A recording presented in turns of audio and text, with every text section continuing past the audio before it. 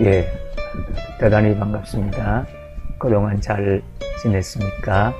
오늘 이 시간에는 초의미에 대해서 함께 생각을 해보려고 합니다. 현재 고통의 의미를 내가 이해하지 못한다고 해서 의미 없는 것이 아닙니다. 참 우리가 한평생 살다 보면 이해할 수 없는 일들을 많이 만나게 되어집니다. 도무지 이해할 수 없다. 왜 이런 일이 생겼을까? 그런 일들이 개인적으로나 가정적으로나 교회적으로나 또 사회 국가적으로 일어나는 일들이 많이 있습니다. 일반적인 도덕률에 의하면 상승 불악의 원리가 적용되어야 되지요. 선을 행하는 사람은 상을 받고 악을 행하는 사람은 벌을 받아야 마땅한 것입니다. 근데 현실에 있어서는 이것이 반드시 그대로 적용되지 않는다는 것입니다. 시간율에 있어서도 마찬가지인 것입니다. 나이가 많은 부모님들이 먼저 세상을 떠나고 그 다음에 자녀들이 세상을 떠나야 되는 것입니다. 나이가 많은 사람들이 먼저 죽고 젊은 사람들은 뒤에 죽어야 되는데 이것도 현실에 있어서는 그대로 되지 않는다는 것입니다. 신앙률에 있어서도 마찬가지인 것입니다. 우리 예수님을 믿는 신자 하나님 자녀들은 성공을 해야 되고 그렇지 않은 사람들은 실패를 해야 될 것처럼 생각이 되지만은 현실적으로는 반드시 그렇지 않더라는 것입니다. 오히려 악을 행하는 사람이 잘 되고 선을 행하는 사람이 고통을 당하는 경우도 종종 있습니다. 부모님이 먼저 세상을 떠나기보다도 자녀들이 먼저 세상을 떠나는 경우도 많이 있습니다. 나이가 젊고 어린 사람이 먼저 죽는 경우들도 많이 있는 것입니다. 오히려 예수님 믿는 신자 성도들이 때로는 고통을 당하는 그런 경우들이 있는 것입니다. 이럴 때 우리들은 이해할 수 없는 일로 말미암아서 하나님의 존재를 의심을 하게 되는 것입니다. 과연 하나님이 살아계시는가? 과연 하나님이 살아계시면 왜 이런 일이 생겼을까? 하나님의 존재를 의심을 할 때도 있습니다. 때로는 하나님의 사랑을 의심하는 경우도 있습니다. 만약 하나님이 나를 사랑하시고 우리 가정과 우리 교회와 우리 공동체를 사랑하신다고 하면 왜 이런 일이 생겼을까? 이 하나님의 사랑에 대해서 의심을 하게 됩니다. 그래서 하나님의 존재를 의심하고 하나님의 사랑을 의심을 함으로 해서 신앙적인 방황을 하게 되어지고 갈지자 인생을 살게 되어지는 것입니다. 그래서 비틀거리는 인생을 살아가게 되는 것입니다. 좌충우돌의 삶을 살게 되어지는 것입니다. 그리고 잠 못 이루는 밤을 지새우고 밤새도록 끙끙 앓으면서 왜 이런 일이 생겼을까? 하나님이 살아계신가? 하나님이 나를 사랑하시는가? 그래서 잠 못 이루는 밤을 지새우는 경우도 있습니다. 가끔씩 그래서 하나님의 존재와 하나님 사랑에 대해서 이해할 수 없는 일들에 대해서 주위 사람들에게 얘기하면 믿음이 없다는 질책을 받는 경우들이 많이 있습니다. 그래서 여전히 말을 하지를 못하고 자기 혼자서 끙끙 앓으면서 수수께끼 같은 인생의 미로를 방황하며 살아가는 경우들이 상당히 많이 있는 것입니다. 한 번은 동유럽 출신의 랍비가 빅토리 프랭클을 면담하러 왔습니다. 그 사연을 들어보니 자기도 아우슈비츠 수용소에 들어가서 수용소 생활을 했는데 그 수용소에서 사랑하는 아내를 잃고 6 자녀가 다 죽게 되어졌다는 것입니다. 그 뒤에 수용소에서 풀려나서 사회생활을 하면서 이제 재혼을 했습니다. 재혼한 아내도 불임 상태에 있었습니다.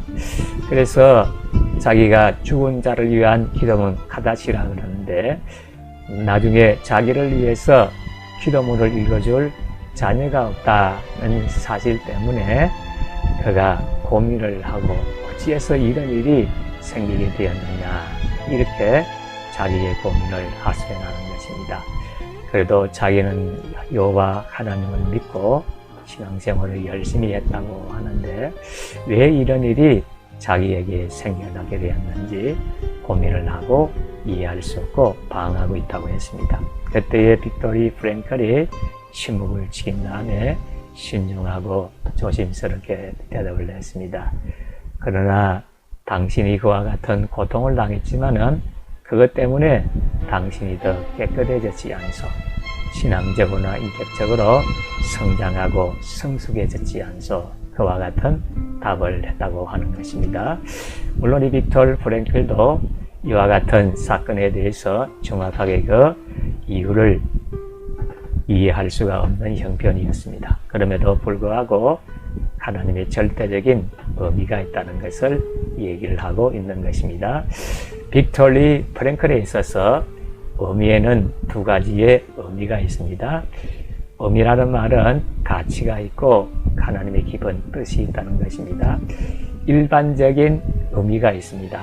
이것은 그냥 미닝이라 그러는 이것은 인간의 머리로 마음으로 이해할 수 있는 것입니다. 이해가 가능한 것이죠.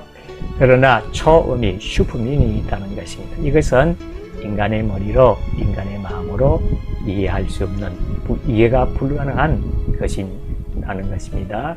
그래서 이 일반 의미가 있고 초의미가 있다. 일반 의미는 내 머리로, 마음으로 이해 가능한 것이고, 초의미는 내 머리로, 마음으로 이해 불가능한 것이라는 사실을 우리가 기억을 해야 되겠습니다. 그리고 무엇보다도 우리 인간의 제한된 인식 능력을 우리가 인정을 해야 되는 것입니다.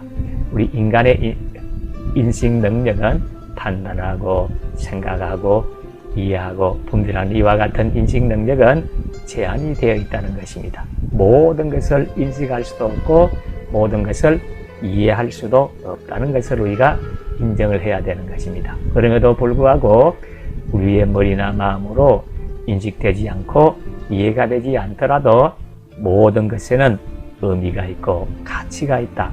하나님의 절대적인 뜻이 있다는 사실을 우리가 인정을 해야 되는 것입니다. 그래서 우리의 인생에 절대적인 의미가 있다는 것을 발견하고 생각을 해야 되어진다는 것입니다.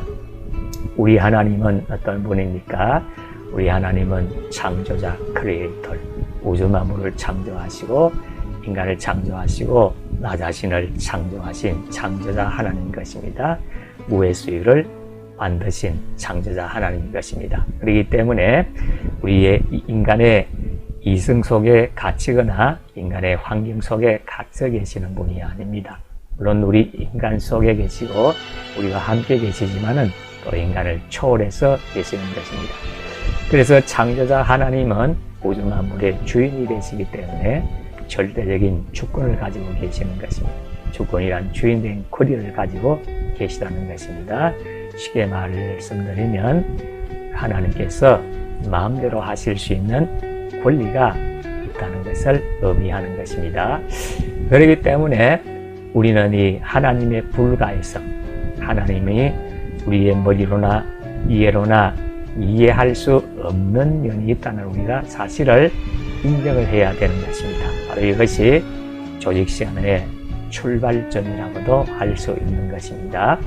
이러한 하나님의 불가의성을 우리가 인정을 해야만이 성경이 열리고 역사가 열리고 우리의 인생이 열리게 되어지는 것입니다. 다른 말로 하면 생사화복, 태어나고 죽고 화를 당하고 복을 받고 흥망성쇠, 흥하고 망하고 선하고 시하는 이 모든 일들이 하나님의 손안에 있다는 사실을 겸손하게 인정을 해야 되어지는 것입니다. 그래서 우리의 개인이나 가정이나 교회나 사회나 국가나 이 역사 속에서 도무지 우리의 머리로나 마음으로 이해할 수 없는 이런 불가의성이 있을 때에 우리가 이해하려고 하지 말고 이해가 되지 않으면 믿고 살아야 되는 것입니다. 생사화복 흥망성쇠가 하나님의 손안에 있고 하나님은 절대 주권자이시고 창조자이시고 우리의 머리로 마음으로 이해할 수 없다는 사실을 우리가 알고 하나님의 절대적인 의미, 하나님의 절대적인 뜻이 있다는 사실을 믿고 살아가야 되어지는 것입니다. 그래서 하나님께 영광 돌리고 현실적인 문제도 해결하고 극복하고 하나님께 영광 돌리게 되시기를 진심으로 소원합니다.